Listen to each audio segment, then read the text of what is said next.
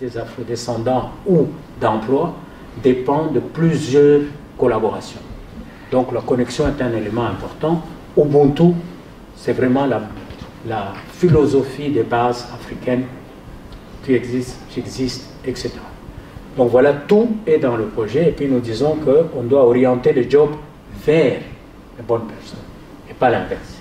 Aujourd'hui, ça a été un grand moment de clôture de la formation que nous avons mis en place presque toute une année par rapport aux formateurs, donc nos premiers ambassadeurs formateurs qui doivent pouvoir donner des formations aux différents intermédiaires et aux différentes personnes venant du monde des employeurs. Nous sommes très très heureux que les ambassadeurs et ambassadrices ont pu obtenir leur diplôme aujourd'hui. C'est un moment important. C'est la première catégorie des formateurs et formatrices qui ont fini le parcours avec brio, parce que on tient à les remercier, mais on sent déjà dans ce premier groupe une qualité assez profonde non seulement de recherche de vérité, mais aussi un souci de transmission,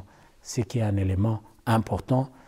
Et ils sont prêts vraiment maintenant à aller dans le dialogue, à aller dans le contact avec des organes pour pouvoir commencer leur formation.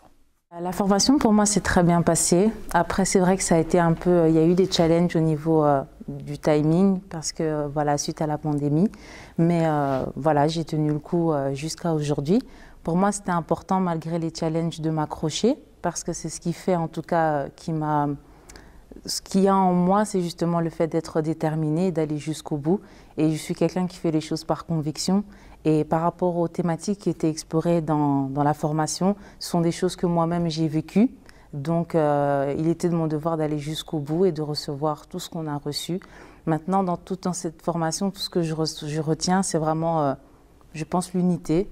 L'unité vraiment par rapport à un point commun, le fait de vouloir transmettre. Je pense que c'est ce qu'on avait tous en nous et c'est ce qui a fait qu'on est arrivé jusqu'au bout.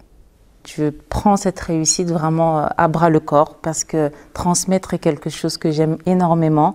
Pouvoir transmettre des valeurs, c'est quelque chose que j'aime. Et pour moi, quand je reçois ce diplôme, c'est le début vraiment d'un nouveau chemin et d'un beau chemin et rempli d'espérance et de changement. Et ce qu'on a fait aujourd'hui, c'est surtout le lien avec le musée de Tervuren, qui est un musée qui a servi, qui a été l'instrument principal de la colonisation ici en Belgique. Et nous voulons amener que ce musée soit un des instruments qui doivent nous permettre de travailler sur la décolonisation.